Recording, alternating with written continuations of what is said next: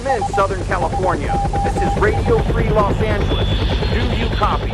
Repeat, do you copy? Now transmitting from behind the Iron Curtain in the People's Republic of California, we bring you the voice of free men, free markets, and limited constitutional government. Welcome to citizen-sponsored Radio Free Los Angeles with President of the California Taxpayers Union, Mike Alexander, and editor of the Taxpayer Gazette, Jonathan Wilson. Okay, back with you here. Mike Alexander.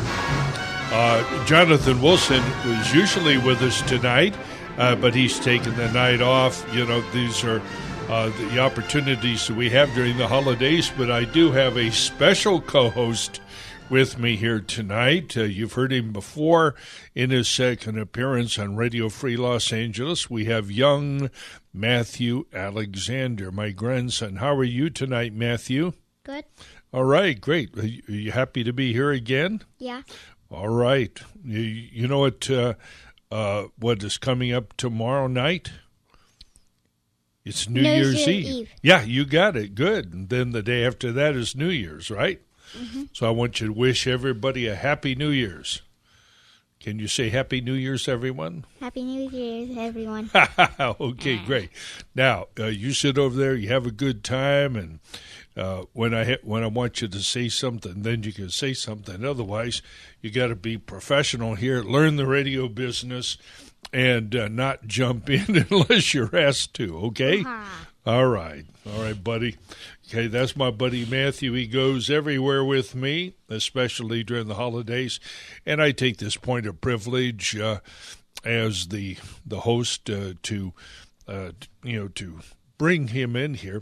And I encourage people to take their children with them to work and to what they do when the opportunity presents itself and when it's consistent with your professional circumstances.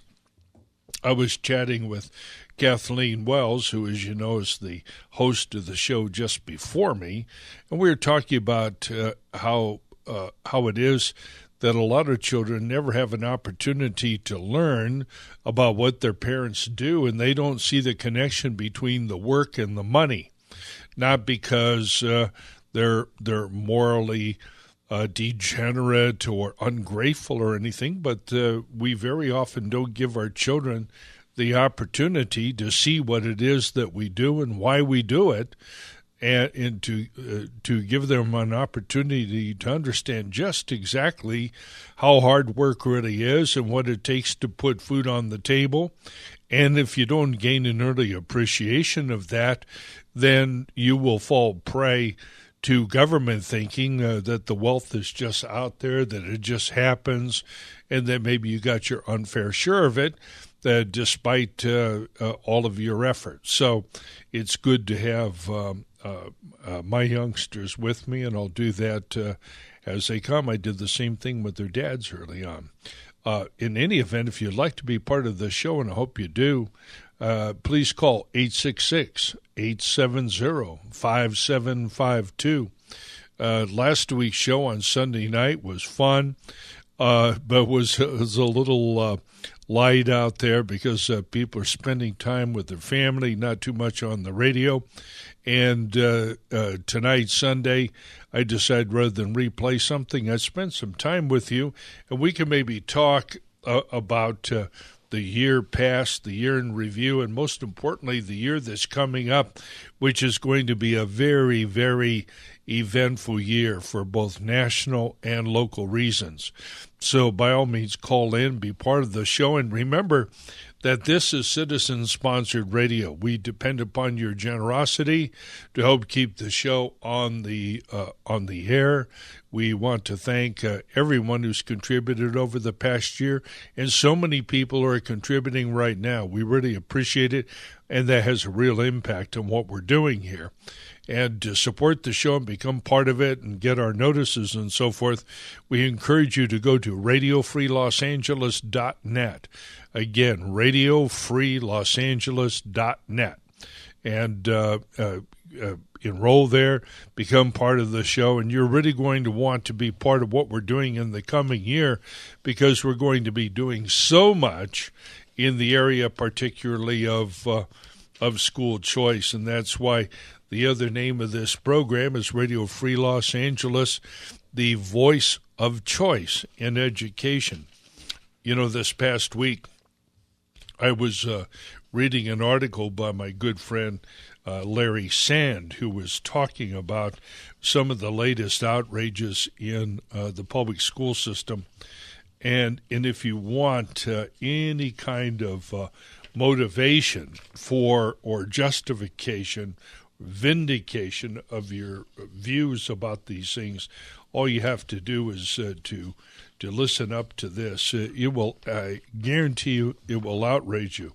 Now, Larry Sand is a writer and frequent speaker on educational issues, particularly for the California Policy Center. And Larry is president of a school choice nonprofit and so forth, the leading voice in this area. But the matter on which he reported in the past week was California Public Schools' plan to teach, and stand by, I'm going to give you more initials than you ever thought existed, LGBTQQIAA dogma to third graders. I mean, I can't even say it. So at any rate, as you know, a couple of weeks ago, we were talking about the English schools being required to teach that boys can have periods too. Well, this is a follow-on to that. There was here recently the California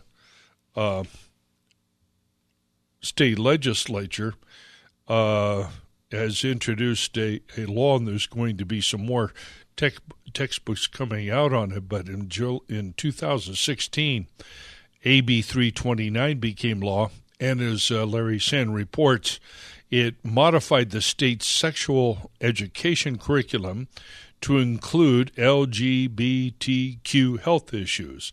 Then late last year, LGBT-inclusive textbooks were mandated in kindergarten through 12 schools. The new books, for example, make sure that the children know that the legendary stagecoach driver Charlie Parkhurst was a woman who identified as a man. Well, who knew? But at any rate, maybe we can resurrect Charlie's progeny to see what happened there. But now there is a revised health education framework that's about to be rolled out in the Golden State. As Orange County teacher and school board member Brenda Lebsack writes, the nearly 1,000-page document, quote, creates teaching guidelines for health education, but could also impact social studies and English language arts through new concepts and book recommendations.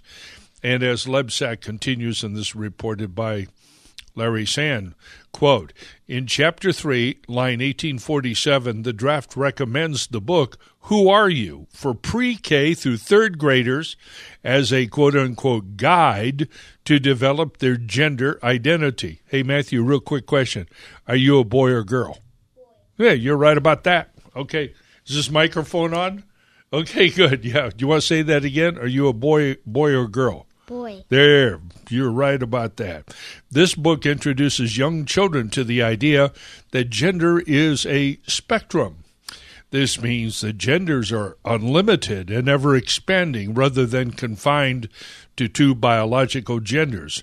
In the book, gender is described as boy, girl, both, neither, trans, genderqueer, non-binary, gender fluid, transgender, gender neutral, agender, neutrois, bigender, third gender, two-spirit. I'm worn out. In Chapter 5, the draft introduces sexual orientations as a spectrum as well.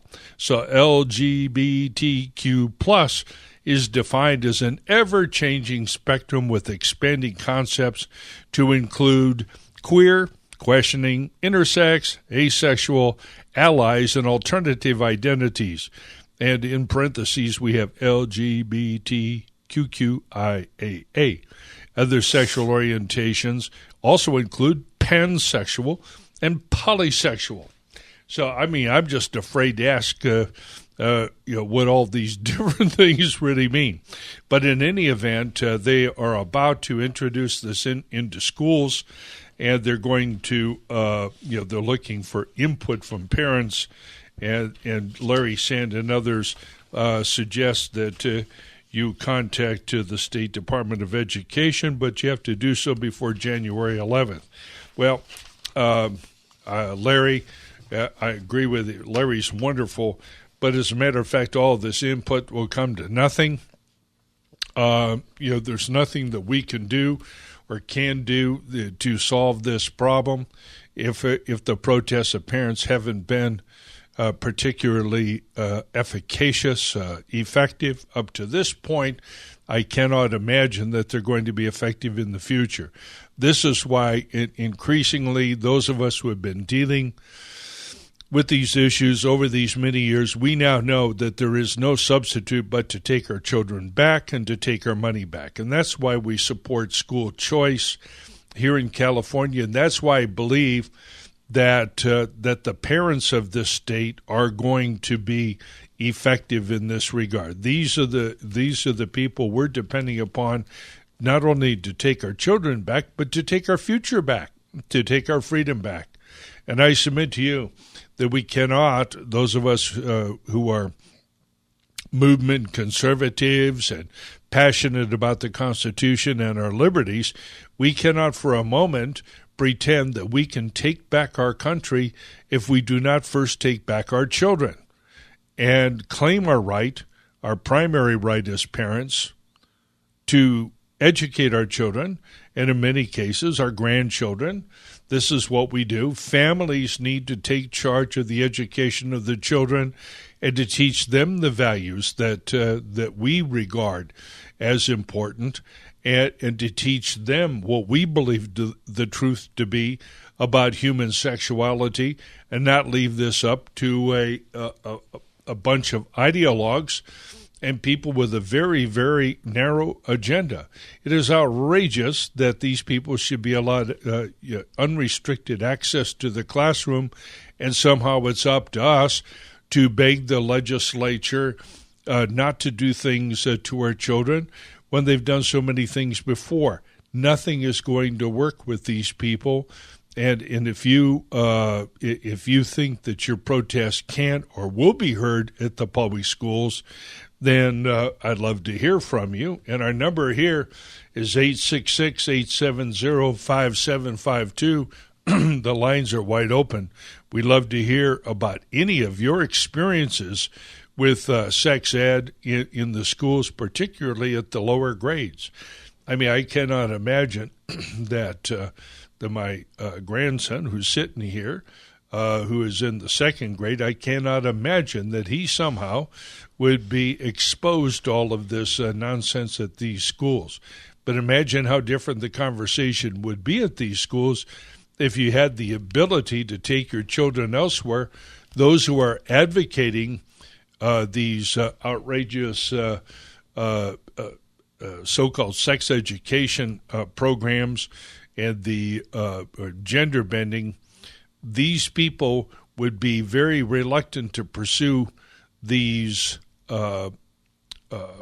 this agenda if they knew that the parents could take their children elsewhere. They would do it out of their own simple economic interest. They would not be teaching this nonsense to people. So even as we spend more money on education, these people are more and more determined to spend money on rewriting textbooks without end to include the latest leftist, progressive social agenda. It's absolutely outrageous. And you as parents, you as grandparents are going to have to recognize your duty to get involved and to turn this thing around. Believe me, it's outrageous.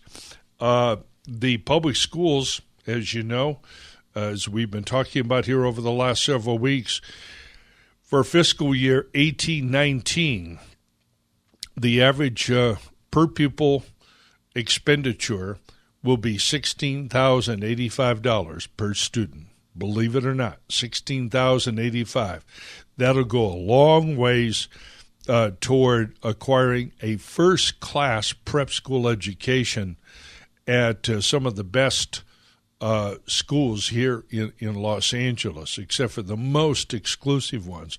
But outside of that, you could attend almost any Catholic school, so many other private schools whose tuition for high school is $20,000 or less. That's $16,000 to get you there. Many people could consider elite educations for their children, and bear in mind that you also have that same per pupil expenditure makes $16,000 a year available for the education of a kindergartner, a first grader, first through eighth, which is much less expensive to provide to students. That's why we in our particular school choice organization here are advocating educational savings accounts, and those educational savings accounts would work like this. A savings account would be established for each K through 12 student in the state of California. Into that account on August 1st of each year would be deposited the pro rata state expenditure for each student. That would mean for 18-19, $16,085. That $16,085 could be spent at a school of your choice. It could be the public school that your child currently attends. It could be a charter school. It could also be a private school without any parochial affiliation, or if you like, you could use the money to send your child to a parochial school, whether it's Lutheran, Episcopal, Catholic, Jewish, or whatever your flavor is, whatever they teach at your school. You could send them through there, the only requirement being that the school be accredited. Any money not used on that program could be accumulated and saved and spent later on for college. This would encourage price competition. It would encourage quality competition. And most importantly, I think it would deter the public schools from pursuing a radical left agenda, even if those radical leftists were left in there. They call them teachers. Even if they were left in there, they would become subject to market pressures. Now, you can imagine how different it would be if parents came in there and talked with this left-wing nutcase who is pushing a super lesbian agenda or whatever it may happen to be, and she was confronted with losing another 5, 10, 50, or 100 families in that school. They stopped cash flowing. And even liberals at some point got to realize that their places are going bankrupt. Now, speaking of bankruptcy, let's shift here. There's been a couple of other articles out there on the web that are very, very interesting. And again, I turn to my good friends over there at the California Policy Center, which is I highly recommend that you sign up for the newsletter, and you can go to their website, which is all spelled out here, CaliforniaPolicyCenter.org, and sign up for their newsletter. It comes out at least once a week. Sometimes it seems a little bit more often. They have some of the best writers on state and local issues anywhere. These guys, like this program here, focus on these all-important state and local issues because, as we've discussed so many times out there, ladies and gentlemen, there is no such thing as national, no such thing as local. They're all integrated, and they're vertically and horizontally integrated. That's how they operate and manage the state. And you see that when it comes to managing elections for federal officials. The people who manage those elections and foster the corruption are at the local level. That's where we have our greatest problems. So at any rate, I highly recommend them to you. But one of the articles that came out this past week was Ed Ring's good friend.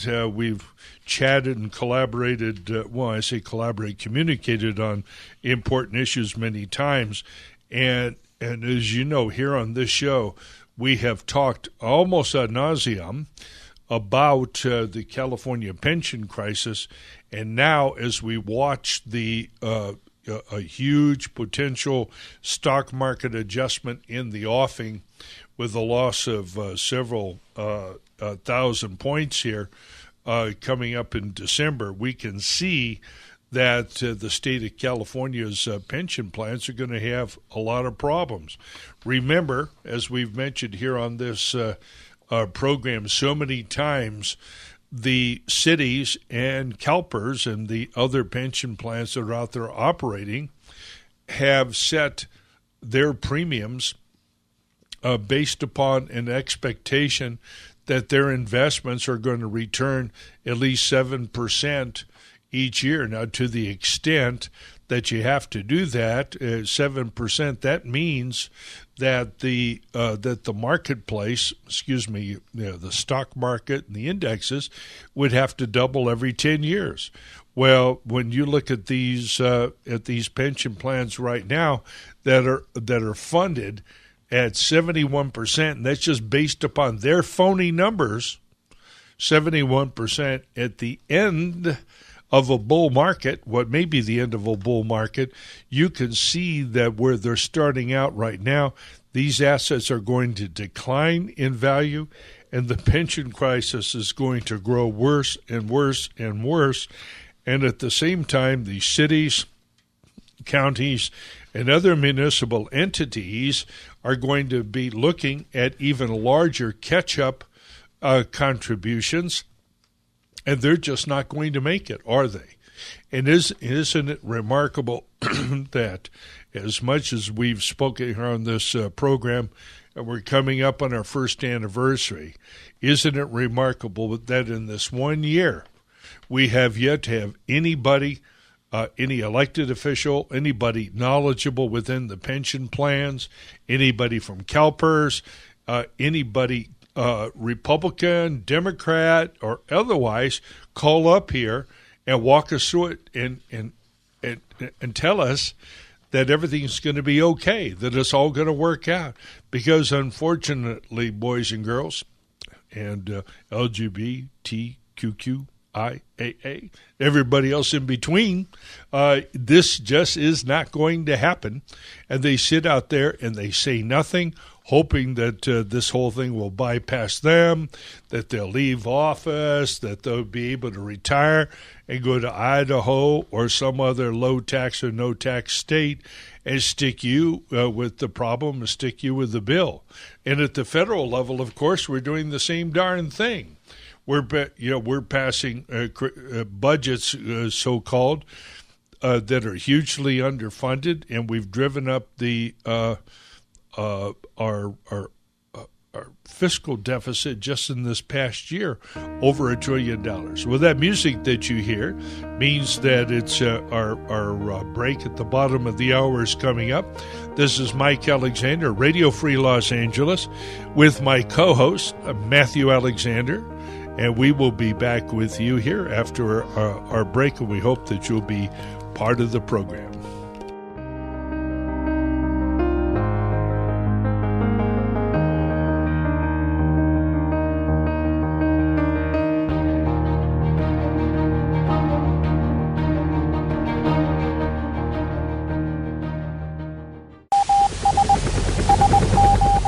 Southern California. This is Radio Free Los Angeles. Do you copy? Repeat, do you copy? Now transmitting from behind the Iron Curtain in the People's Republic of California, we bring you the voice of free men, free markets, and limited constitutional government. Welcome to citizen-sponsored Radio Free Los Angeles with President of the California Taxpayers Union, Mike Alexander, and editor of the Taxpayer Gazette, Jonathan Wilson. Okay, Mike Alexander, back with you here, Radio Free Los Angeles, and my good friend and co-host, Jonathan Wilson, is not with us tonight. He's taking a well-deserved night off. I told him I'd be happy to take the duty tonight. We'd probably be a little bit light, and indeed we are a little bit light, but we hope that you will still call in. Let us know your thoughts. It's 866-870-5752. Again, radiofreelosangeles.net, 866-870-5752. I'm going to continue our discussion regarding finance because ultimately this is going to make or break the United States of America at the federal, the state, and the local level, and we are on a collision course with reality. There is some hope, and that, at least in the short term, will be the California Supreme Court. There's a case that we discussed here a few weeks ago called Cal Fire Local 2881 versus CalPERS. And there had been an attempt to restructure how pensions were calculated and benefits. They ran straight up against the so-called California rule, which is supposedly was interpreted to read or to prohibit any modification of pensions during the time that of an employee's employment. So once he started with a city or government entity, state, federal, or state, county, or city, once they started there, their compensation couldn't be modified, including their pension formula, which is a practical matter would be that we're going to end up being broke here pretty soon. So this was argued in front of the California Supreme Court, as I recall, on December 5th, and we can expect some ruling from the court in the next month or so. We will have to wait and find out. We'll see if they try to escape the major issue in the case, which is, can we modify pension formulas? Once somebody started, are we stuck with that? Are we on an inevitable track to bankruptcy? Or can we face this and get some sensible reform? The California Supreme Court is the one that's going to tell us. But right now, the contributions to catch up with that are absolutely ready to kill us. It looks like we've got some folks awake out there. Let's talk with Bill on line 1. Are you there, Bill? Hey, Mike. How are you? Hey, I'm doing great, thanks. It's a quiet Sunday night before New Year's. To my mind, some of the best times of the year where I can kind of sit back and relax a little bit. Yep. And so the phone's a little quiet. I'm delighted you called in. What's your comment, Bill? Well, I want to bring up something that I don't think gets talked about often, but I think that there's a loss of a lot of options and things that have occurred over the years that there used to be. Nothing to do with just Democrat or Republican. I think that years ago, if a person got into a jam or they lost their job or they were going through some unfortunate situation that may or may not have even been of their own choosing, sure, their friends and people would come to them and say, "Hey, why didn't tell me? I'll help you." In other words, people lend a helping hand. And people are very cold, especially out in California these days, where there's a coldness and there's a rudeness, a lot of anger. There used to be, people would go to a dinner party or someplace, and somebody would talk to them, and they'd find out that they had a certain skill or ability or something that they specialize in life, and say, "Hey, I'd like to help you. Let me try and help you out." And people used to look at someone's potential, and instead of accentuating the negative, they say, "Hey, I think the person's got some potential. I'd like to work with him. You had mentors." Right. And what I'm saying is that maybe you agree with me, but I think there's been a loss of these things, and I think I'm speaking from my own personal experience. Yes. I'm an educated person, okay? I had a lot of things to overcome over the years that were not, my fault, and so I made a lot of mistakes because of insecurities and things that, I had to deal with that were, the result of things as a child. So I've overcome those things, but Mike, I'm telling you, the job there has been the loss of a lot of these things has made it very difficult for a lot of people out there, because I don't care what people say. I don't care how strong you are. In life, we all need a helping hand every so often. That's correct. And that ultimately is at the heart of the Judeo-Christian ethic. as well. The idea that yeah. what we have, and this is what's been lost. I was talking with with an Episcopal priest here on Thursday or Friday about this very issue, and in that conversation, we talked about how charity has moved from the pew to the county or to the state. Right. That our taxes are so high that and so much money is being given out to the poor that this charity becomes separated from the person who's giving the money. And so the person who embraces Christianity, embraces the help thy neighbor aspect of Judaism and similar religions, they are alienated from the person who's being helped. And that person, we cease to see, we look at our tax dollars and they're not even charity. This money is taken from us at gunpoint. And then the person who is the recipient of what is obviously charity, because it goes beyond the legitimate purposes of government, the person who receives that money is then told and comes to believe that he or she is entitled to that money because of whatever moral blessing was given by the people who stole the money. So I quite agree with you. Now, despite all that, Americans remain remarkably generous individually and still continue to embrace that, and we can't reject that. Go ahead. No. What I'm saying is something that there's a deeper thing there that even beyond this. Because of the globalization and because of the changes with bringing in the cheap labor and the free trade agreements and all these things that have occurred over the years, after the war ended in 1945 in the 50s, 60s, 70s, when you went to college, you got a degree. It accounted for something, okay? Whereas today it doesn't get you very far. Secondly, there were always a lot of jobs out there. If you lost one, you could always go get another one. And the rents are so outrageously high out in California. Okay, I'm a free market person, but you know what? There's a difference between that and just out-and-out greed of people knocking down cottages and knocking down charming little apartments, and then just building up condos that are $2,500, $3,000, $4,000 or $5,000. Even if people are making good money, who can afford that? So you have a lot of people that are not only homeless because they want to be, but a lot of people who end up against their will. And then people stereotype them and say, oh, they're all there because they want to be.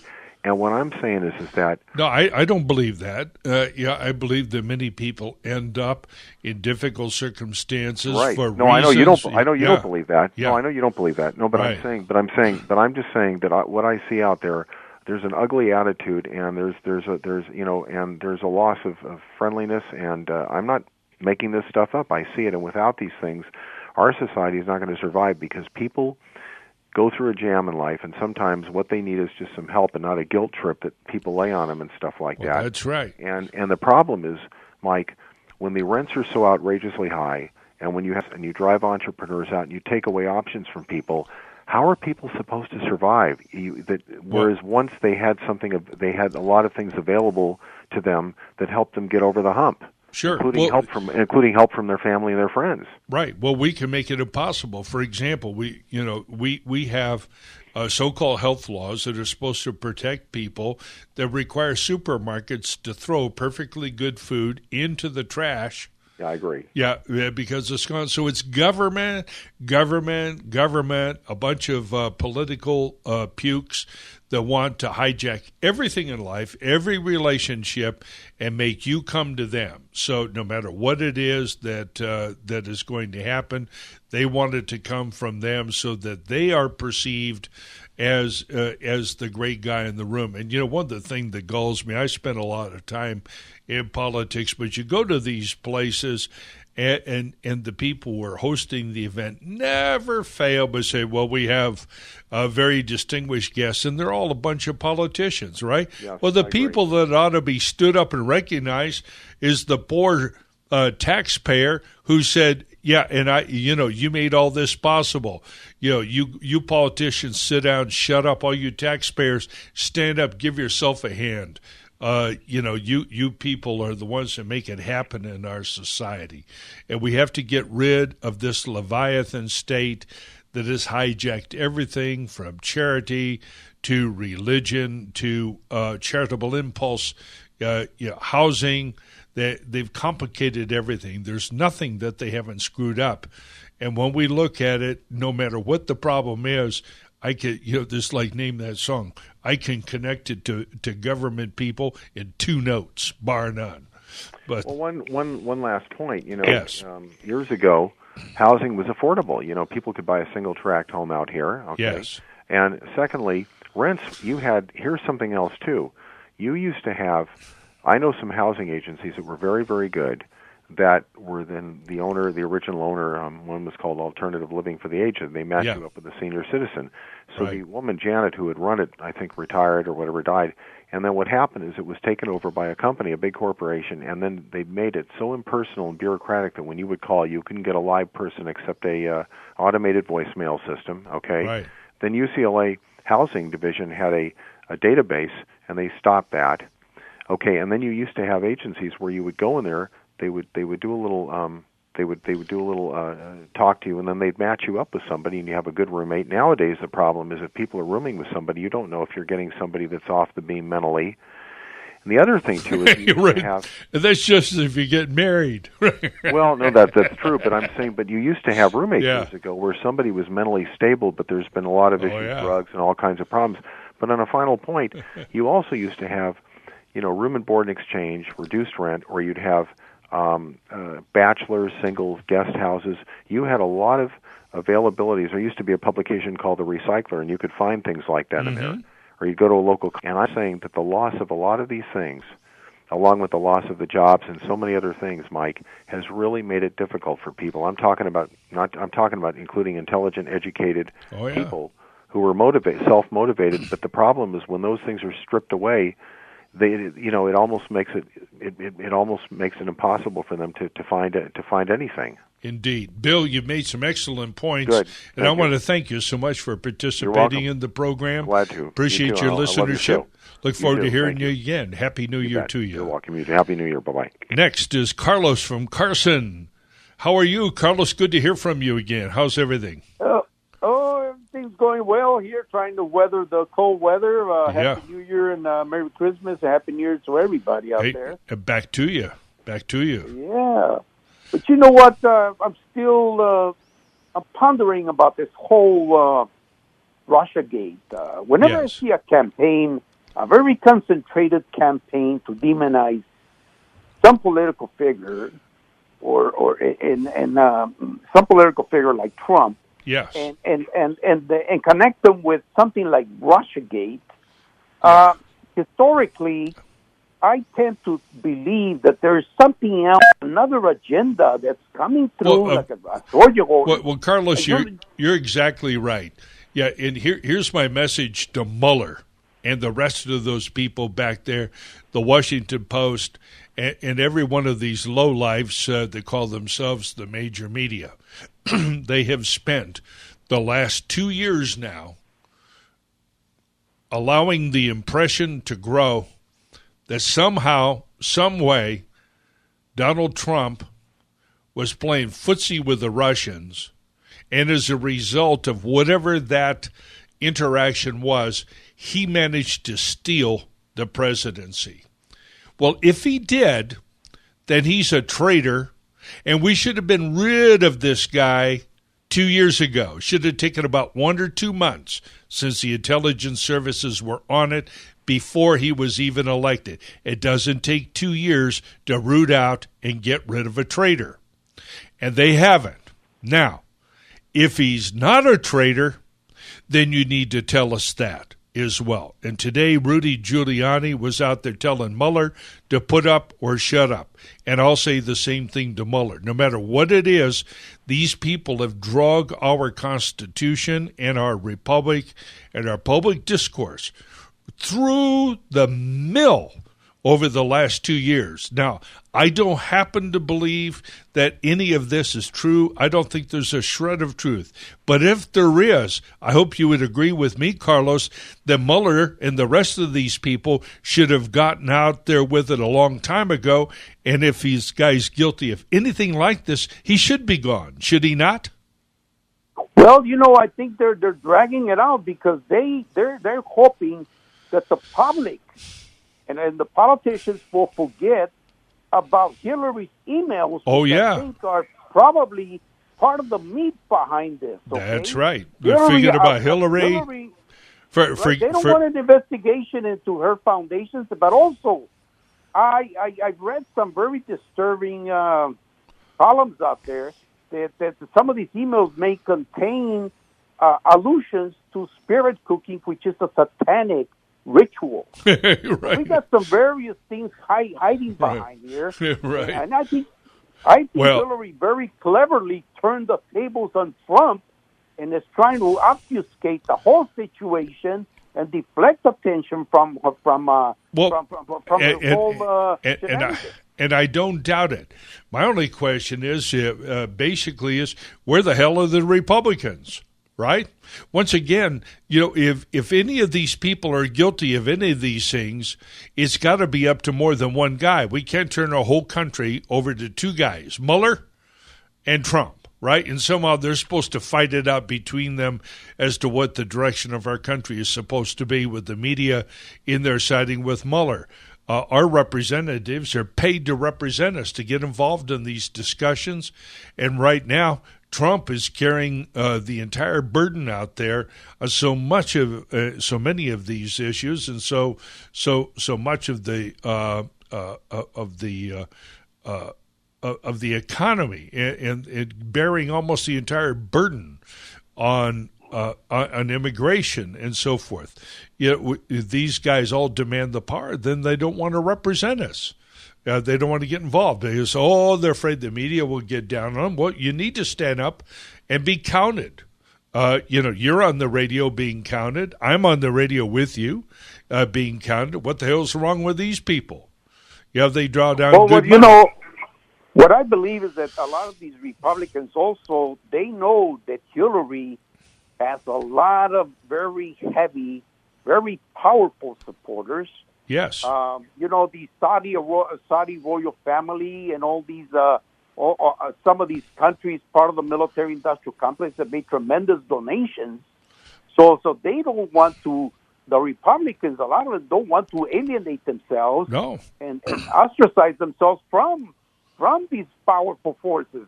That's they right. Know that he's supported by some very powerful people out there, and That's right. They don't want to lose their job in the future. You know what I mean? That's right, and that's why we have to take our own government back. And this is, and will remain a crisis of citizenship. We're going to have to dig in, take back our children, take back our schools, take back our money, take back our voting rolls and our election system so that we can get to where we need to be. Carlos, I want to thank you very much for being part of the program. Happy New Year to you, and I look forward to hearing from you often in the coming year. Yeah, I'll be around. Thank you. All right, sir. Take care. We now have our good friend Brent in Los Angeles. How are you this evening, Brent? Thank you for calling in. I'm doing great, and All I right. want to wish you and Matthew and your family a happy, healthy, and prosperous New Year. Well, thank you. Can you thank Brent, Matthew? Say thank you. Hey. Thank you. Okay, there he is. He's over there. He's over there playing with my phone. Great, you're a great kid, boy, Matthew, and have a great New Year. He's all tuned up. Okay, what was your point tonight, Brent? Well, you're talking about schools, and it's an ongoing issue with so many dimensions. But what I'm thinking about is the issue of language and the contorting, the twisting, and the perverting of our language to the point of meaninglessness. Correct. And the creation of chaos as a result. Mm-hmm. And it's one thing, and this goes across the board, not just to our schools and our children, but to all of us, because words create consciousness, and consciousness and sanity are formed with words. Mm-hmm. And there used to be a time where everybody had a dictionary, and we would read dictionaries, and we had to have a precision of use of language, and words meant something. That's right. And now, by the way, I'll come back to your point. But what's your favorite dictionary or dictionaries? Well, actually, it's funny. The American Heritage is one I used years ago and just read from beginning to end. And the reason I read it, and I began reading dictionaries beginning to end, and I learned that from Malcolm X, who, while he was in prison, he educated himself by reading dictionaries. And he said they're little encyclopedias. They are. And they allow you to think and create ideas and thoughts that now we don't seem to have any holiness or sanctity or even appreciation for language. Yes. Yeah, my favorite dictionary, I had two. One that I always enjoyed was a smaller one. It was Webster's Second Collegiate Dictionary that was out there in the 60s up into the early 70s. I loved the American Heritage was a very nice dictionary. My personal favorite is the Oxford English Dictionary. Although the illustrations or of the uses of the words tend to be somewhat arcane, that is limited to certain English sources, the newer ones are interesting. Do you subscribe to the OED Word of the Day? No, Well, go to that. You'd enjoy. Go to the Oxford English Dictionary and website and sign up for the Word of the Day, and you'll get an email from them, and it's a great way to look at a new word or an old word. They have many old words as well. Yeah. Yes, just to refresh words in our minds, because often we use such a small percentage of the words we have. Yeah. But it concerns me most with our schools, with the use of language, are constructs such as social justice, right? Which means, it's a fiction. It means the opposite. Social justice is injustice. The words like socialism, they sound so nice and sweet and soft, but socialism is slavery. That's right. Democratic socialism. Oh, that sounds much better than tyranny. It's good. Yeah, we'll all agree to impoverish ourselves and enslave ourselves as long as we take a vote. Everything's okay. And of course, this has been the major reason why the schools, starting almost 100 years ago, moved away from classical learning, which did then and does now, where it's continued, root the educational experience in the foundation of Western civilization, and that, of course, would be Aristotle, Plato, and a whole number of other persons. You just could not get through, back in the day, college without an introductory course to logic and understanding the various fallacies. One of the chief of which is the fallacy of equivocation, which say, hey, Brent, you want to hang on for a little bit until after the top of the hour, and we'll continue our chat about language. This is Mike Alexander, Radio Free Los Angeles. That's right. That's what we're doing here tonight. Be sure to call in. We're going to take a break for the top of the hour, and be sure to call in and join us here, and I'll continue my conversation with Brent on the other side. Back with you shortly.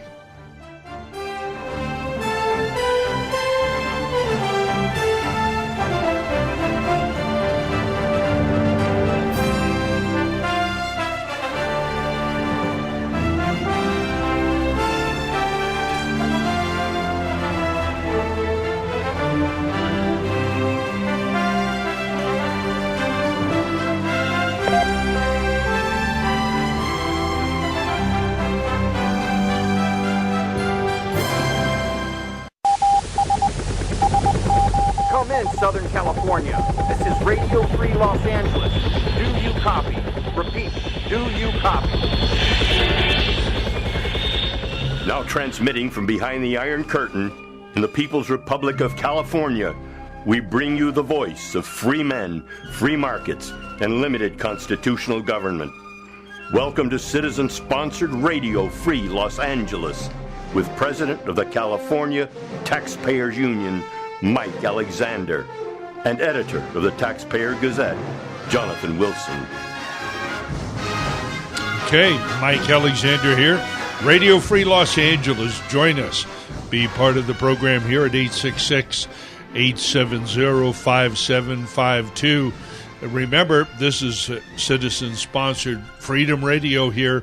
We need you to be part of our process, be part of the notices, everything. Go to radiofreelosangeles.net. Once again, all spelled out, radiofreelosangeles.net. Go there, click, you can sign up, and you can also, better than that, you can donate. We'll talk more about donations and the role of money in politics here in a few minutes. In the meanwhile, I would like to, I forgot to introduce my other co-host. Are you awake over there, Matthew? Yeah. Okay, good. Yeah, we're on for our last half hour here with my grandson, Matthew Alexander. So he came along to keep Grandpa awake. Can you keep me awake? Yeah. Did I get any messages on my phone? One from YouTube. Okay, all right. That's for you. All right, it's because you're on my phone over there. So at any rate, we will rejoin Brent. We've been talking with Brent and enjoying our conversation about language and dictionaries and etymologies. Are you there, Brent? Yes, I am. All right, fantastic. We're talking about the manipulation of language, and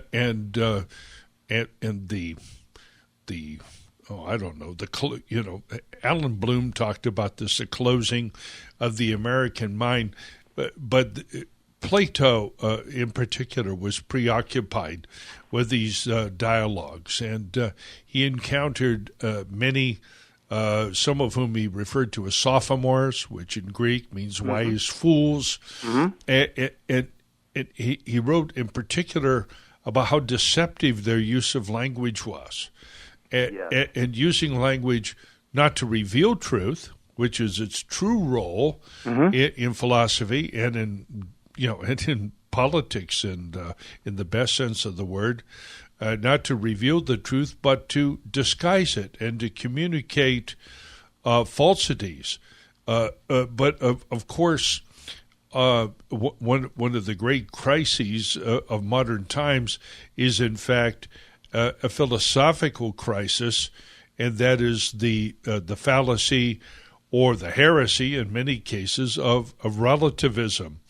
And the root of relativism is the perception that there is no such thing as absolute truth, but it is shaped. Reality is how we perceive it, and that you can perceive the truth different than I can. Now, certainly, the dynamic of perception is always going to be true, but our perceptions, the truth of something, is not altered by our perceptions, and that's where you and I would differ with the relativists out there, and particularly the people that are playing with language.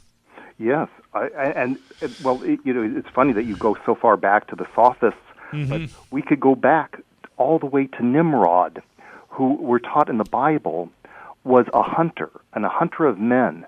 But not only was he a physical hunter, he hunted with words, and he began the manipulation of words. And so I imagine, since language is has a spiritual dimension, it's always being played with. And it can be used for good, and it can be used for evil. It can be within the mouth. We're told is the power of healing and the power of killing. Words are that critical. It is, and at the root of the West, the first stories, the first Jewish Hebrew stories that are told involve the encounter of Adam and Eve with the devil, and the first thing he does is lie. And he says, well, the reason that God doesn't want you to eat of the fruit of knowledge, fruit of the tree of knowledge of good and evil. I could not understand that as a child. I couldn't understand it as a young man, as a teenager. But later on, I came to understand exactly what it was and what they were talking about. How profound! And the devil is there lying to Adam and Eve. That is, if you eat of this fruit, you will become like him. What a lie! What a lie! It all begins with a lie. Well, yeah, because we're also told how you can be telling the truth. The best lies contain the most truth within them to create a confusion. Yes. And so in the garden, there's the tree of life, and then there's the tree of wisdom. Yes. And it isn't that God didn't want us to eat from both, but there was an order, and we did it wrong. We have to start with the tree of life and then go to the tree of wisdom, because life is how do you live without getting yourself killed, and then how do you apply the more abstract ideas, which create a much more, have a greater subtlety and sophistication as one grows older. Yes. And imagine this now. You and I are not just guys of a certain age. We are products of an era in which classical learning was still foundational to our educational experience. And this conversation that you and I are having right now is almost impossible to have with anybody who's been through most colleges. They simply don't have the literary reference points. They haven't read the scriptures, whether it's part of it's part of the Jewish instruction in the Torah, nor have they read those same scriptures as part of the Christian Bible. These references are just not there. You can't have a discussion. The literary allusions, whether they be to ancient philosophers or writers, all of these are gone, and in their place instead, we find quotations from modern rock songs, or I don't know how you find it. Are you a regular attender of temple? I shouldn't even ask you that, but if you end up in churches here, I've noticed over the last 30 or 40 years how it has changed. You used to, when I was a youngster, young man, a college student, you'd hear literary references. And over the last, 20, 30 years, the young priests, I hear them talk about scenes from movies rather than maybe scenes from scripture or scenes from literature. Have you had a similar experience? Yes.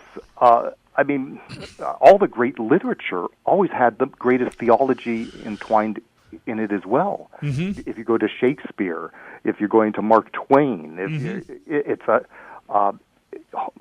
now, even Homer, it's a very interesting thing. I was learning about Homer not too long ago, and there are so many ideas. I don't know where Homer got those ideas, and he seems to have ideas that came from the traditions that it's never identified as within the Jewish world. Right. Yeah. Exactly. Yeah, he was from an entirely different tradition, and what we can know or tell about the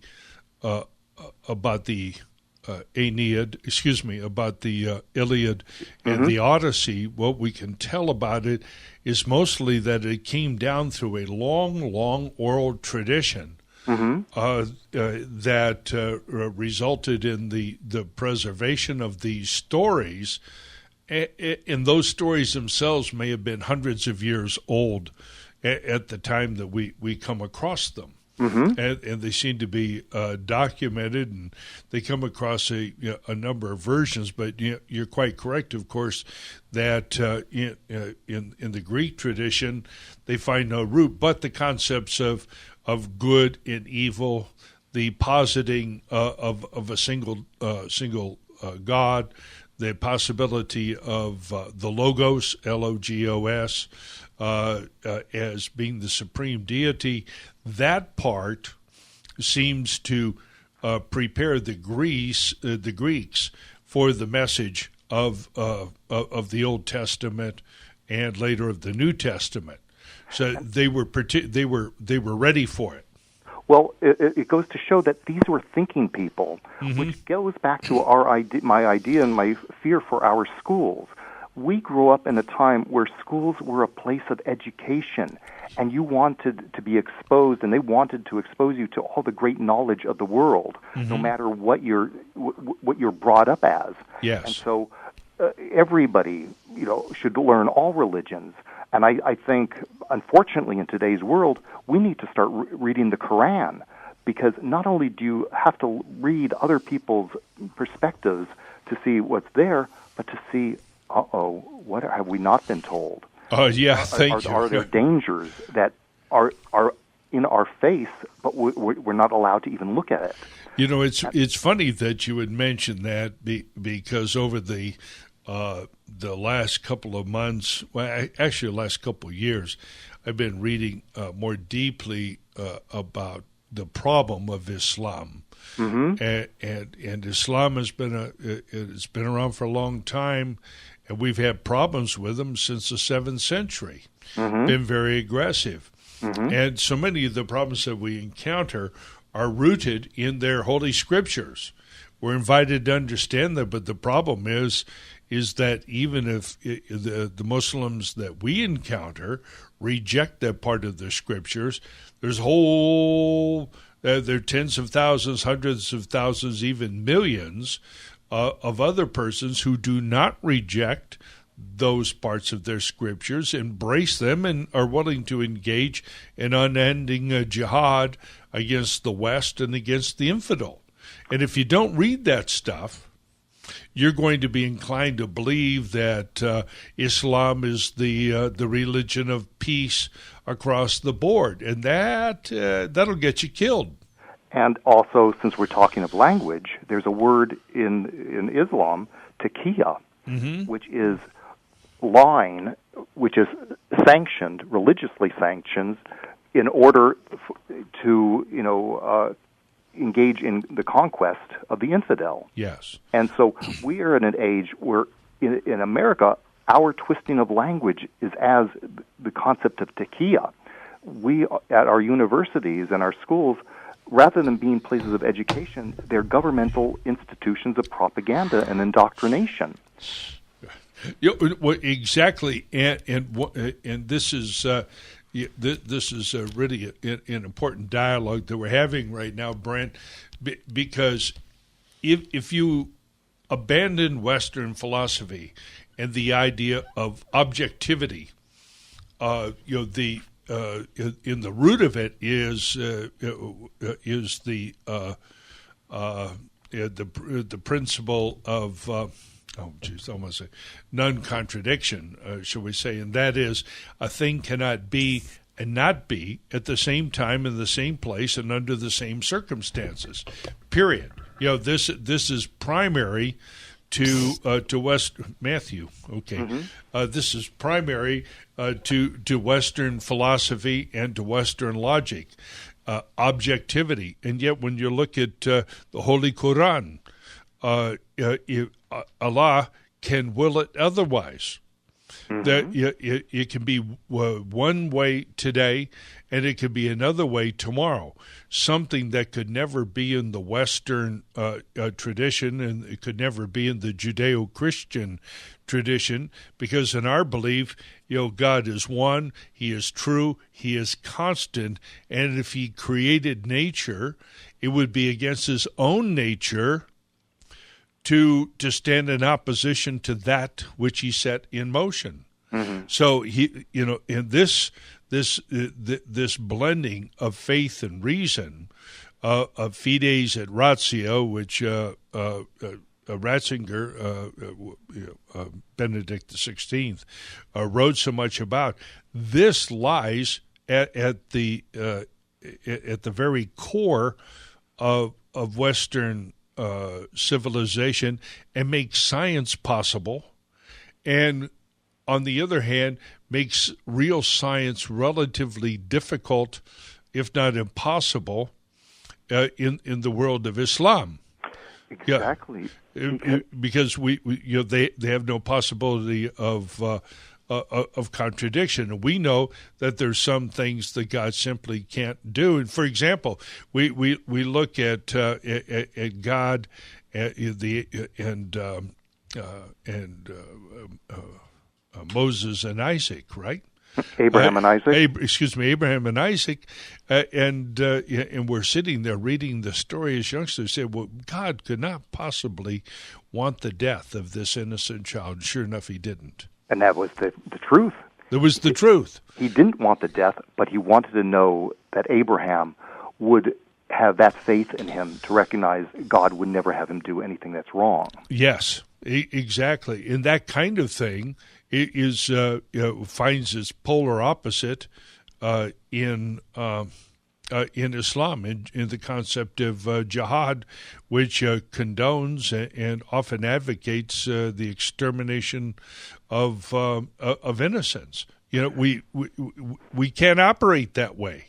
Well, it's interesting since you bring up the idea of Isaac, what was supposed to be the sacrifice of Isaac. And so this actually ends the whole idea of human sacrifice. Mm-hmm. Even the idea of human sacrifice is very ancient, but yes. It's also very modern. We have it today, unfortunately, and I think it's in the world of high-tech paganism mm-hmm.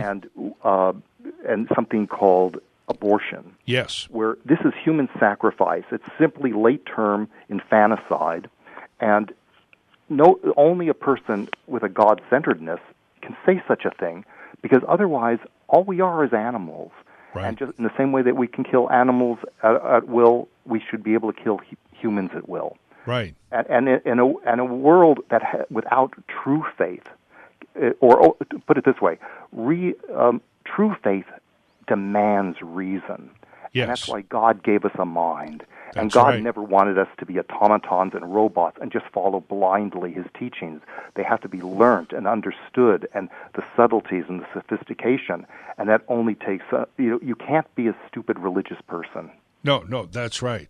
And that's why Paul, the Apostle Paul, the great Jew, who brings the Jewish tradition to bear on the interpretation of the Gospels, and then becomes the apostle to the Gentile, takes with him reason. He doesn't abandon it. It's not only faith. He has both. Mm-hmm. And he uses them as, and of course, becomes, the great apostle to the West as represented by Greece. And we simply can't divorce the two, and yet we hobble ourselves in these modern discussions in our schools, the places where we're supposed to be learning, mm-hmm. where the truth is supposed to be honored, and where we're supposed to follow the facts and the truth, no matter where they lead us. We are told by the neo-pagans.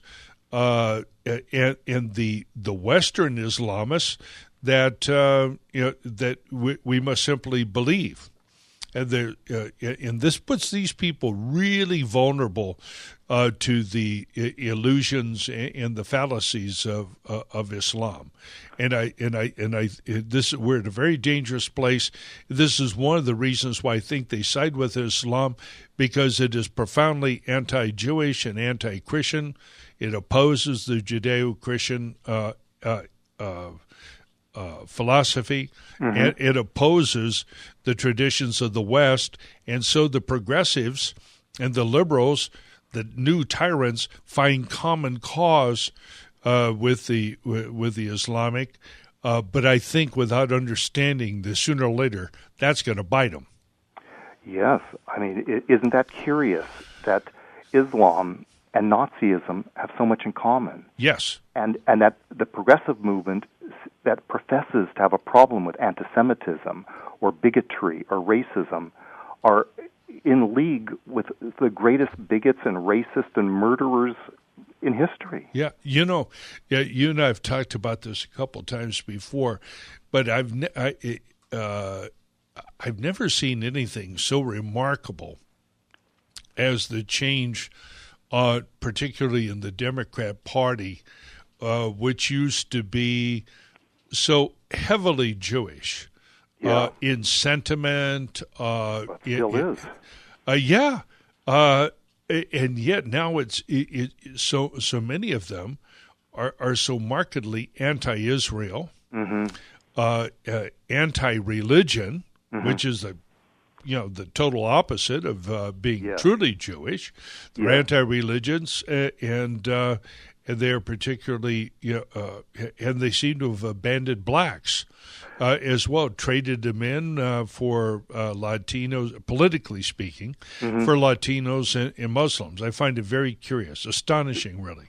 Right. This is very frightening and concerning, and this is something that needs to be understood. A Jew who is a leftist has chosen to leave Judaism, even though by Jewish law, genetically, they're still Jews and will remain such. In effect, their consciousness and their soul has left. And when you become a Marxist, you're now a major idolater. You're an earth worshiper, you're a pagan, you're an atheist, and the monstrousness that they can't see the body counts. When I was growing up, I considered myself to be a socialist until I learned about the body counts. Right. And everything they don't tell you in school. They used to. That's right. Yeah. I forget what the how many Russians died in World War II, but it was nearly equaled by the number of people that they had liquidated early on. I think it's 20 million, 25 million. Yeah, something in there. And the Chinese, whatever their losses were during World War II, paled in comparison to the 60 million that they liquidated over the years, particularly in the cultural so-called revolution in the 60s. Maoism, exactly. The greatest mass murderer in human history. Yeah, he's right up there in the communists, and those guys who are running China right now have not rejected Mao one single bit. They continue to benefit from the governmental structures that they've put in place and have now grafted that onto what would appear to be imperial ambitions, looking at resuming the right place in history. So remarkably, those of us in the West who particularly in so-called higher education, have abandoned the idea. We're almost done here. We've abandoned the idea of looking at ancient history, are now confronted with reconsidering Islam from a perspective of 1,500 years, and reconsidering China from a perspective of several thousand years. So it's just amazing. You hear that music? Yeah. It means Happy New Year, Brent. Happy New Year to you. And it's been a delight having this conversation with you. And all of you out there, I wish you a Happy New Year. Matthew, wish everybody Happy New Year. Happy New Year, everybody. All right, there it is. That's the future. That's why we're here. And we've enjoyed having you all on here this evening. Be sure to join us next week from 8 o'clock to 9:30 right here at KRLA. And I'll have Jonathan Wilson back with me. In the meanwhile, enjoy the parade. Enjoy football and your family, and Happy New Year. See you next week.